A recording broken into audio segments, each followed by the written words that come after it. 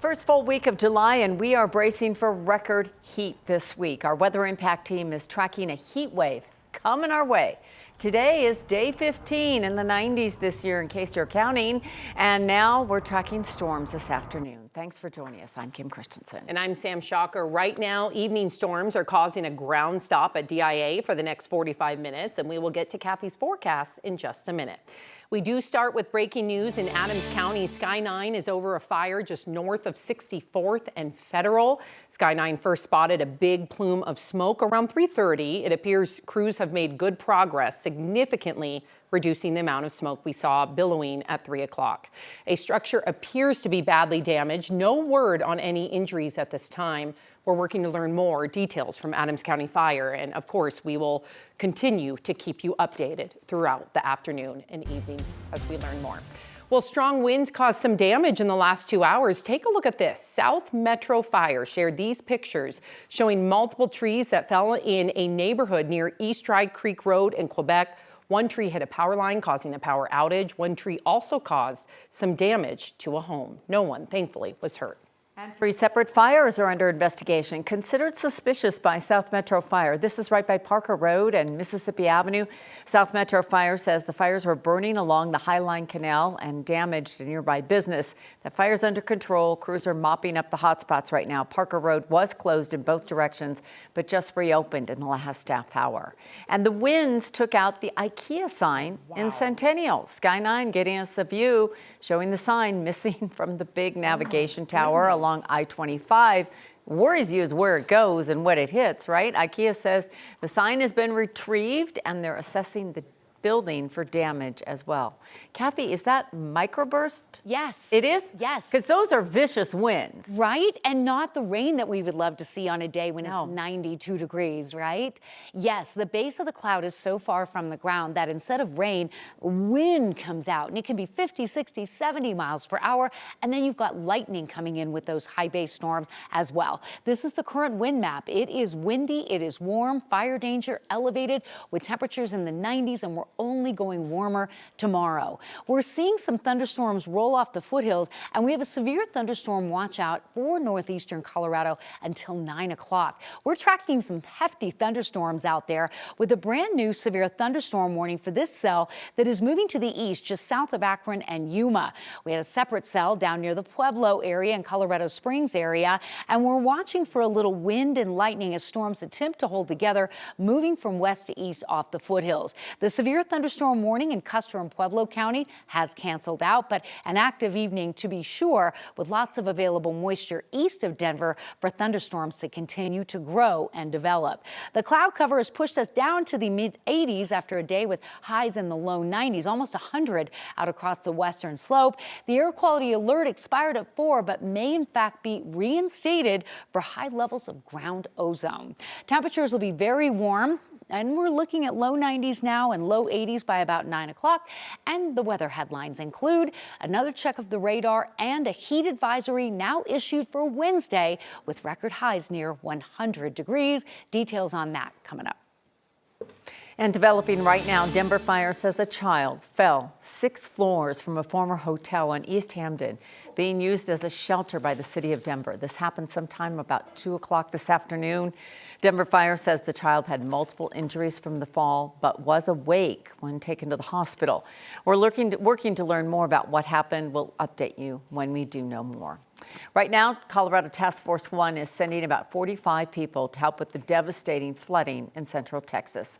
The team will deploy tonight. It's unclear where they're going right now and what their mission will be, but they can help with water rescues and recovery. And at this hour, rescuers are still searching for dozens of missing people as the risk of more flooding is still in effect.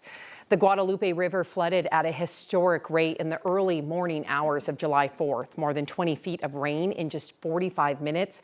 Kerr County, about an hour northwest of San Antonio, was hit the hardest. It's where a summer camp confirmed 27 campers and counselors were killed. And overnight, even more rain fell on that area. The White House press secretary confirmed President Trump will travel to Texas this week. It's being described as a 100-year flood event. Volunteers and officials are not giving up, looking for those lost by land, air, and water. And the danger is not over. 5 million people remain under a flood watch tonight. In the next 10 minutes, our mental health expert will join us to talk about ways to cope with disasters just like this. The news coming out of Texas is beyond tragic, beyond heartbreaking, especially for a local leader here in Colorado who was once a counselor at Camp Mystic. A camp known so well and so many generations. Nearly 30 people at that all-girls camp have died, most of them children. This story hits really close to home for Arvada Mayor Lauren Simpson. Here is Jeremy Hahola with more on the mayor's connection to that camp. Jeremy. Yeah, you know, if you've ever been to summer camp, you know the impact it can have on your memories. Today, for a former camp counselor who is now a mother and a city mayor, the news is hard to hear. It was a wonderful time. It was a really special place. Lauren Simpson is holding something from a bygone time. So that's me with several of the girls in a place called the Tubs. A time before scrolling through photos on our phones even existed. I was camp counselor at Camp Mystic for 3 years, from 2002 to 2004. I worked the summer terms with the campers. Back here I was. There it is. A scrapbook of memories held dear from Camp Mystic in Texas. The images of smiling faces and serene scenes are in stark contrast to the devastating images making the news. Today, 27 people, mostly children at Camp Mystic, have died because of severe flooding. So this is where a lot of the girls evacuated to, because there's a balcony on the second level that they were in, but this building was pretty badly flooded from what I understand. For Simpson, who happens to be the mayor of Arvada, what is happening nearly 800 miles away from City Hall hits close to her heart. That's what that river should look like. She remembers cabins now torn away, and she especially remembers Camp Director Dick Eastland as a gregarious man, a man who camp officials say died trying to save some of the young girls taken away by floods. And so it's heart-wrenching, especially you see the photos of the girls. From camp counselor so many years ago who watched over children to now an elected official watching over a city, it's a poignant time to remember and hope. And, you know, we think about this all the time here at the city now. How do we protect our population? It's truly an incredible, warm, safe place. And I sincerely hope they're able to rebuild from this. Like, Mystic deserves to continue on. And officials there say the death toll is likely going to go up in the coming days. Some of the 27 people who died at Camp Mystic were counselors, and one of them is also credited for trying to save some of the girls. Back to you, Kim. Yeah, and we just have received news that the number appears to be over 100 now. We expected that, sadly, given with the number missing, Jeremy. But that connection, the way people describe this camp, it was just an incredibly magical, wonderful place that created memories and allowed children to grow. Yeah, and let's see if they can come back in the coming years. It's been a special place for 99 years. All right, thank you so much for that story. Today, President Trump announced new tariffs, this time on Japan and South Korea. The president says both countries will face a 25% tariff starting August 1st. That potentially gives them more time to negotiate deals. He said the tariffs would be set in response to other policies he believes are impeding American goods from being sold abroad.